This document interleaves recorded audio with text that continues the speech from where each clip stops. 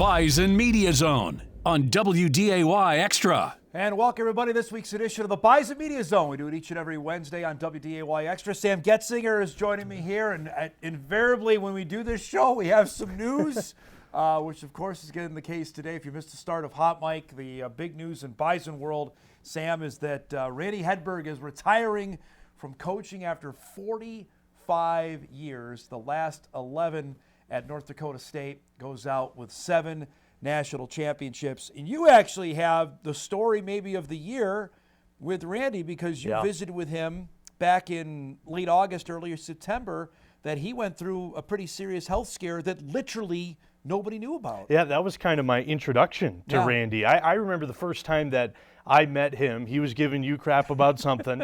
And, Nothing new there. And then he started talking to me, and I was like, oh, this is great. What a nice guy that Randy is. And at the time, I didn't know who he was. Yeah. So after he walked away, I asked you, who was that? That's Randy Hedberg. Oh, wait a minute. That's a St. Cloud State legend. And we got to talking about that down the road. But then shooting stories for the pregame shows for Bison Game Day, and this comes up, and obviously I had no idea, and it seemed like no one else had any idea as well. He kept that under wraps, and I go back to what Coach Richmond, Dave Richmond, said on your show earlier. It was never about him. It was never about him. He showed up, he went to work through all that prostate cancer, what he had, and never missed a practice, never missed a game, never made a big deal about it, even though that's a pretty serious life event that went on. And that was my first introduction with him, and I got to know more about him and hear about his life, and what a down-to-earth guy. The treatment he did in his own backyard. Yeah, it was amazing. Tell us more when you learned about that. Right at Sanford, and he had some other family members going through similar things as well, and he was telling me about that. He would go to practice, go and get his treatment at the Roger Maris Cancer Center, and it never missed a beat. Never missed a beat on anything. Still developed talent and still went out and recruited, which was super cool to hear. The fun part was you getting interacted, and I was just being a third wheel on that, about your St. Cloud State background. He still, to this day, is upset that St. Cloud State doesn't have football anymore. Well, I joined the club. There's a large faithful, to this point. And I mean, he's been gone for 15 years from coaching there, and I thought that was really interesting to hear that conversation. Well, when I asked him, who's that? Oh, that's Randy Hedberg. Well, wait a minute. That name sounds familiar, because I saw it on campus everywhere, especially Hollenbeck Hall, which is kind of the athletic complex. His name is plastered all around, and of course, he was coaching still when they were at Selke Field. That was before they moved to Husky Stadium, so it was well before my time, but his legend still moves on around there, and that was cool to hear about that and hear how he grew that program. Fun stuff there. Now to the business part of this, with the quarterback coach moving on, that to speculate now what Tim Polisek's going to do there, it would probably make the most sense if Jake Landry moves into that role as well, being a former quarterback, that offensive coordinator and the QB coach maybe share that role. That would open up the running back spot as a potential opening, because that's what Landry coaches. So Monday is going to be the official press conference to say goodbye to Randy. I'm not sure if Tim will field any questions on that. I mean, he'll be asked. Because now he's got an opening on his staff to fill out here. Well, and I totally agree. I think it makes the most sense for Landry to jump into that role. Quarterback experience at a high level. He's been around these guys for a little bit. I don't think you can replace the shoes of Randy. No. Not like anybody can. But I think it's a little easier when you bring in someone that knows these guys a little bit, knows what they're capable of, and it makes the most sense. We'll see what Coach Polisek decides to go with. I'm curious to see how do they fill the recruiting role that Randy had. Correct. He was everywhere, and he found talent everywhere too. Especially in North Dakota. Exactly. That was his bread and butter there, where he found so many guys that ended up being just not even talking what Mauk and Volson did, because that's upper echelon, but some of the really good North Dakota players he found over the last 10 years that turned into starters or huge bench players. Over guys that people have never heard of before. That either were from Class B towns, most of them, that ended up becoming big role players on the Bison football roster. I think that's a great point on how that manifests itself going forward. And you can't overlook the impact. I mean, Cam Miller is going to be the next. We're going to get to Cam in a second about his professional future. He got 4 guys to the NFL. Yeah, I mean, that's crazy.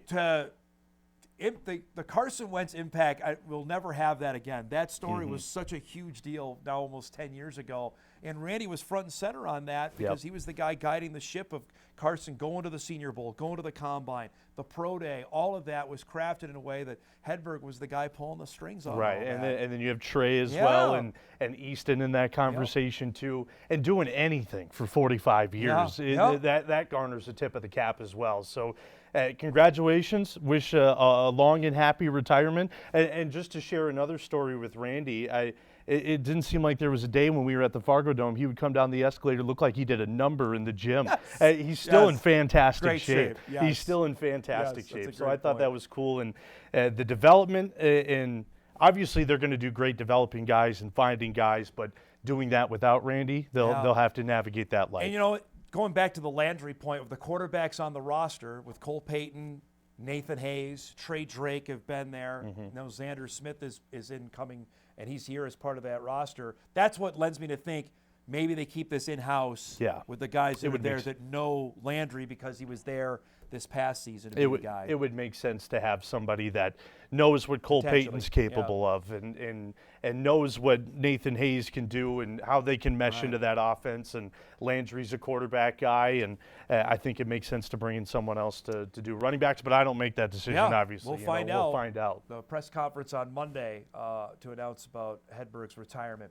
Now, if you're a Bison football fan or a college football fan, if you were on social media yesterday, you couldn't miss the name Gray Zabel because he blew up on the first day of Senior Bowl practices in Mobile, Alabama. The fact that a couple of both ESPN's Matt Miller and Field Yates said the guy who made himself the most money yesterday was this guy, the left tackle from North Dakota State. Everything that I saw was that he was the consensus player of the day after day one. And you can see it watching on these clips. Obviously, we've seen him throughout the year at tackle. I thought what he did on the interior was the most impressive. His feet were fast, his hands were fast, and he's dominating. He's not just holding his own, he's dominating these high-level Division I Power 5 FBS guys. And I thought that was super neat.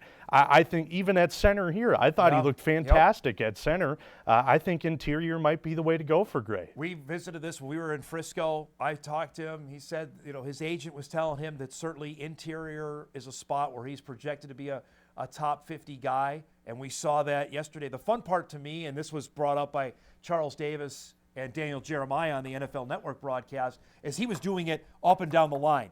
Started left tackle, then went to left guard, then went to center, then went to right guard, then went to right tackle. I mean, he was handling everybody that got thrown his way. And to go off of the story that you put out yesterday and him talking about the preparation for this, that's a whole nother animal. You're not watching film on a team. You're watching film on the individual guys that are there, and you got to have that in there and play positions that you didn't play during the long college football season, and he too. never played center. That's the one spot right. he did it after practice, from from what it sounds like. And I thought he did great. He was quick, and he made the blocks and kept the defenders away. Now, the Senior Bowl has been a success story. I'm not telling Bison fans anything they didn't already know, but this graphic, I think, emphasizes well what NDSU has done at the Senior. Just over the last 5 years, the guys they sent there, Dylan Radins and Jabril Cox. Radins ended up being a second-round pick. Jabril was drafted in the 4th round. Watson was the practice player of the week, as was Radins. He got drafted in the 2nd round. Cody Mauk was the practice player of the week 2 years ago. He goes in the 2nd round. And I think Gray's on his way to potentially being the next guy that I think he's a front pick. Yeah, he's a front runner for that practice player of the week, no doubt about that. I think 2nd round is a pretty solid spot. Top 50 it would be.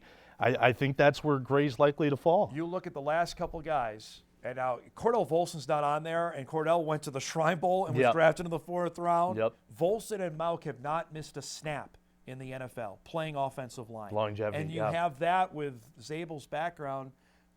There's that Bison offensive line has got some reps to it. Gray didn't miss many games in college, did he either? He missed the end of his freshman year. He broke his leg, so he missed the final 4 games after that. But after that, the longevity's been there. So the talent for the linemen out of NDSU has been good, and the longevity and health has been great too. All right, well, let's talk quarterback, Sam, and that's with Cam Miller down in Frisco, ironically enough, because that's where the Shrine Bowl is tomorrow night. Practice wrapped up there yesterday, and the big consensus of what he had, he also had a pretty darn good week down in Frisco. You'll see it in these clips here. There's a couple of tight window throws going up. I mean, again, this is high-level college defense prospects coming into this bowl practice here. I thought the throws were impressive. Obviously, he has the ability to run with the football well. He's one of the most efficient players in the country, regardless of level. I think any team would be grateful to have him. And just to throw like that into tight coverage and just zipping it across. Everything that I've seen on social media, just like with Gray, I think he really improved his stock here. And the fun thing, if people are going to watch the game tomorrow night, it's on the NFL Network, and that's probably the least part of the evaluation process is the game. Yes. Like people are, well, he was 7 of 13. It does not matter. The practices is where everything he's either making money or not over the last couple of days. And so far he's been doing just that. He's been making a name for himself, and I think there's a lot of NFL teams that would be happy to have him. I could probably speak for the Colts and say I wouldn't mind having him on the Colts too, being a lifelong fan for them. I think he's been great. How much he boosts his stock, I'll be curious about. Mark, is he a late round draft pick? Is he a UDFA? I don't know. Dane Brugler from The Athletic told the Forum that what he did over his senior year, especially the last couple games, and we saw it, the South Dakota State game, Montana State game, he played his best games by far. The highest profile games, he was dynamite. He improved his stock from an undrafted free agent to now a mid to late round draft pick. And with Mark Gronowski deciding to go back to school, that certainly opened up, I think, another potential quarterback to get drafted late. Yeah, I mean, that might be him. After the top 5 guys, top 5 quarterback prospects in this draft, you got to imagine he's got to be up there, no doubt about that. And it's not a dynamite. It's not like the quarterback class of a year ago. Correct. It's just not. Like Shedeur Sanders is obviously there, and Shedeur, ironically enough, is in Frisco. He's not participating in the drills because of an injury, but you look, I mean, he went head-to-head, and that's the one thing, we got to wrap this segment up, that he has 2 games of FBS experience. And the way he played, we were there in Boulder. He had a dynamite game against Colorado. I mean, he put the Bison within 4 yards of winning that game. Yeah, he looked really impressive. Again, I mean, that's pretty solid Colorado defense that has improved from last year to this year. And he looked really good. And again, that was through the air and with his legs as well. He had a couple rushing touchdowns. Again, for people that want to watch football this week, you got the Shrine Bowl coming up tomorrow night. The Senior Bowl is Saturday at 1:30 on the NFL Network. We'll break, we come back, we'll get some hoops chatter going. It's a huge week for both the Bison men and women. Starts tonight for the women. They're in Brookings. We'll preview that much more when the Bison Media Zone returns after this.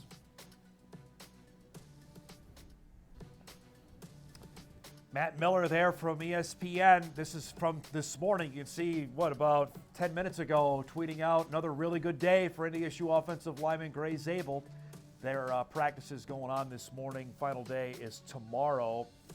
I believe, if I have this correct, Zabel's also earned an invite to the NFL Combine. So he'll be going to Indianapolis at the end of February and early March. So the Bison will be represented there once again. Back here on the BMZ with Sam Getzinger, I'm Dom Izzo.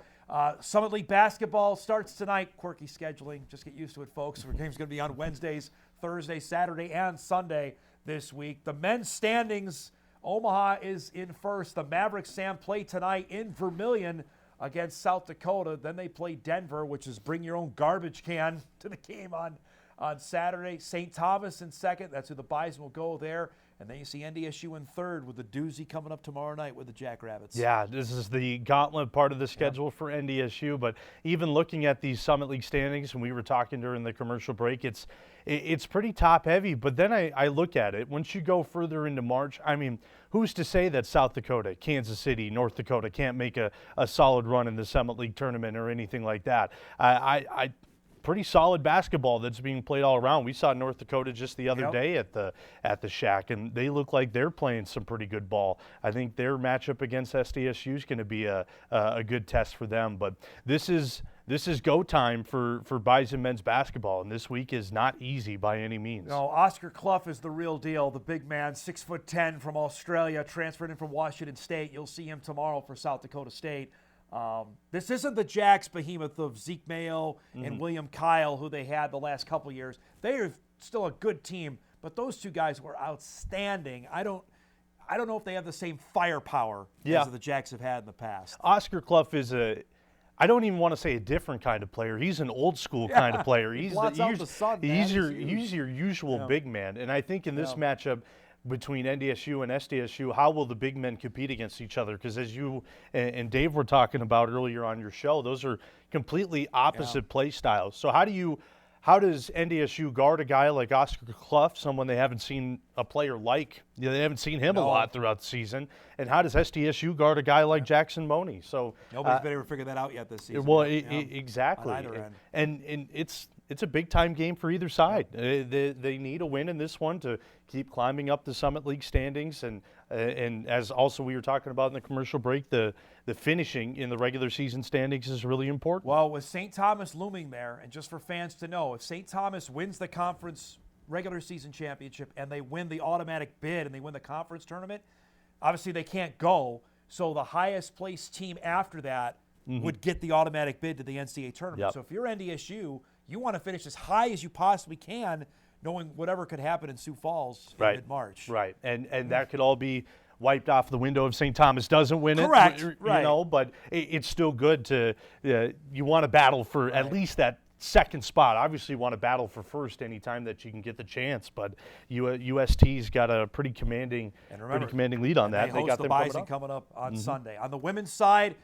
no surprise, South Dakota State is in first there. They have not lost a regular season conference game in 3 years. They've won 55 in a row, and they got the doozy tonight. They host the Bison in Brookings. Is the NDSU just a game back with Oral Roberts, a game back of them.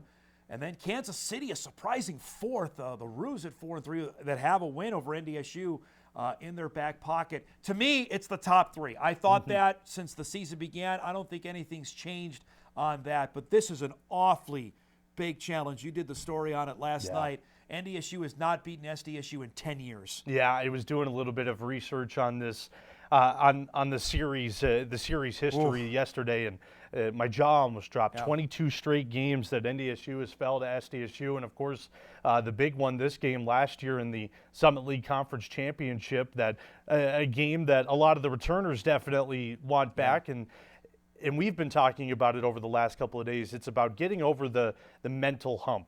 You've seen this group of players for SDSU a couple of times. You know what they're capable of. They know what you're capable of. It's getting over the fact that you haven't beaten them in 10 years. And we were talking with Abby Schulte yesterday. She said if there's a year to do it, it's going to be this year. And she thinks this year's squad's better than last year's squad. So it's not going to be an easy task down there in Brookings by any means, with the rowdy fan base and the new arena, the fans right on top of you. But it's got to happen some point, don't you think? Well, yes, but this team is still pretty darn good. Brooklyn Meyer's still there. You saw Mesa Byam, she's still there.